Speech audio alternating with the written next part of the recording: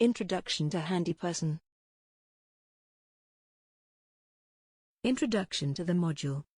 A handyperson is a person who is skilled in a variety of repairs, usually around the house.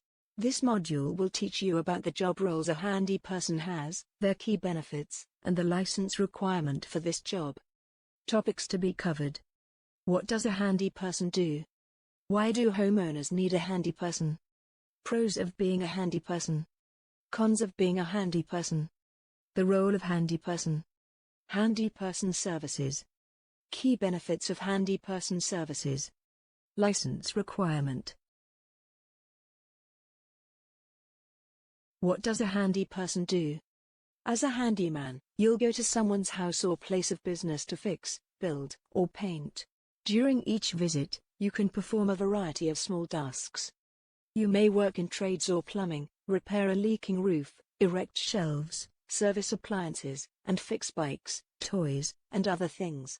If you have the experience and desire, you might also work on automobiles.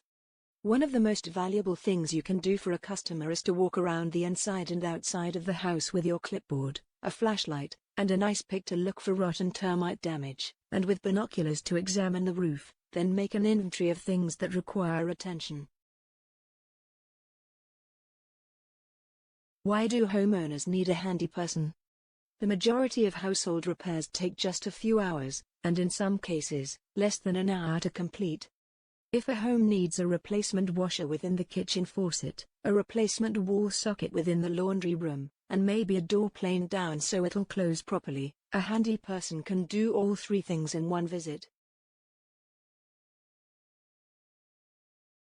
That saves the homeowner a lot of money than paying a plumber, an electrician, and a carpenter to do the work. Furthermore, the plumber, electrician, and carpenter usually aren't curious about that sort of business. Many homeowners have a common complaint that they can't get tradesmen to come for a small job. A tradesman wants to have his truck, equipment, and helper doing big jobs where he can make much more money. Pros of being a handyperson. A college diploma or a high school diploma are not required. You don't even need a computer to get started. Unlike many companies, where thousands or tens of thousands of dollars are needed to get started, the initial investment for a handyman is often close to zero, particularly if you start out doing small paint jobs. There is great satisfaction in getting to people's homes, doing various jobs, seeing how pleased they're, and knowing that you simply have made life a touch better for them. You can enter handyman work anytime you are feeling ready. You don't need to submit any resumes or endure any job interviews. Once you've mastered your craft, you'll be gainfully employed at all times. There is no age limit. There will always be plenty of people who own houses or apartments in good times or bad and who will need things fixed or built or painted. As you become intimate with how houses are built and the way they function, you'll consider becoming a home inspector, which can pay better than handyman work. When you become adept at plumbing, trade, and HVAC, heating, ventilating, air conditioning, you'll always find employment within the help wanted ads. Look under handyman or maintenance. You may get a job as a maintenance person for an apartment building. You might get one of the apartments rent-free, and sometimes with a salary in addition. You can also buy, rehabilitate, sometimes called renovate, and sell houses that are run down and needed for repair. These houses are sometimes referred to as fixer-uppers or handyman specials. Many people make a particularly good living doing these rehabs. You must, of course, know a good deal about the housing market as well as how to do repairs to be successful. Get on friendly terms with some local realtors, and they will be of great help. Cons of being a handyperson. You may not make the maximum amount of money, especially within the beginning, as you would possibly make at a daily 9-to-5 job, albeit your hourly rate could also be quite good. That is because you can expect to work only 50 to 75% of the time. You will need to spend time discussing jobs with the homeowners. Unlike a lawyer, you can't bill for this point. You will spend time shopping for materials. Not every hardware store or home center will have what you need. You will spend time loading things into your car and driving to the customer's home. You will need to spend time reading or researching to find out the way to do particular jobs. You may finish up at one place a little early, but it may be too late to start at another place the same day. There are not any paid vacations, no leave, no medical benefits. You will have to plan for those yourself. The role of a handyperson. The overall intention is predominantly preventive, and handyperson services can and do play a key role in prevention of falls and accidents, prevention of delayed discharges from the hospital, improvement of home security, improvement of energy efficiency, prevention of fire and detection of carbon monoxide. To serve the prevention plan, a handyperson typically should cover small building repairs, minor adaptations, such as installation of grab rails or temporary ramps, odd jobs, for example, putting up curtain rails and shelves, moving furniture, general home safety checks with remedial action, for example, safety checking or repairing or replacing appliances, falls or accident prevention checks with remedial action, for example, securing loose carpets or putting up grab rails, security checks with remedial action, for example, checking and replacing window and door locks, energy efficiency, for example, installing low-energy light bulbs, draft-proofing. Handyperson services. Handyperson services have grown considerably over the last 20 years, but many areas have limited or no provision. In February 2008, Lifetime Homes, Lifetime Neighborhoods, the National Strategy for Housing in an Aging Society, set out plans to develop new rapid repairs and adaptation services, providing £33 million of funding to expand and enhance the coverage of handyperson schemes across the country.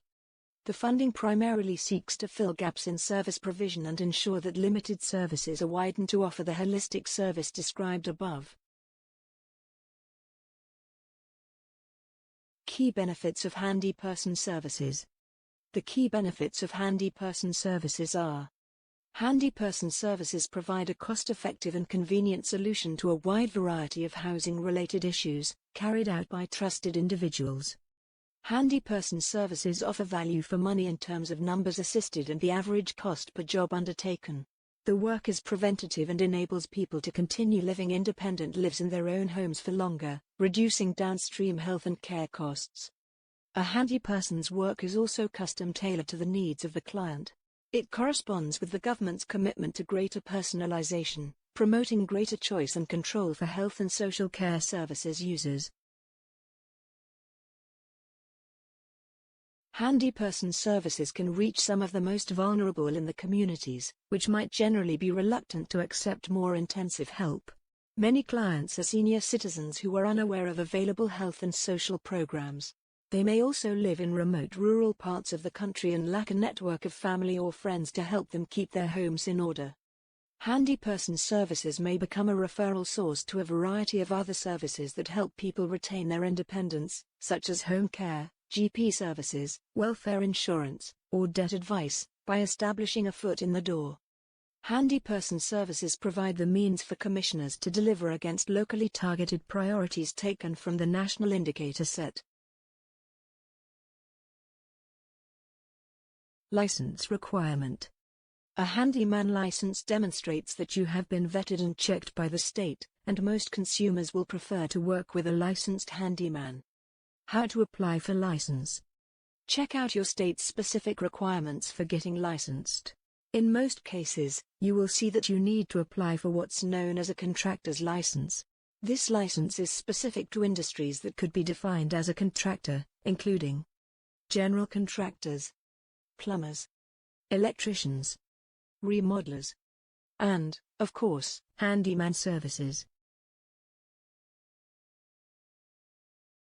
You will be required to apply for a contractor license in most states if you work over a particular project amount. For example, some states require handypersons to have a license if they are working on projects over £360, while others may only require a license if you are doing client work over £720.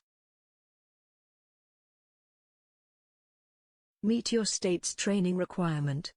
Make sure you've completed enough training to meet your state's licensing criteria. If you're new to the handyman world, you may want to get some training from a nearby community college or handyman association. If you have worked with another contractor or handyman association, you could use your on-the-job experience to fulfill these requirements.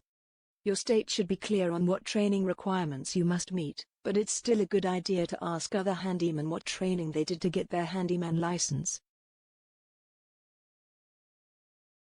Summary.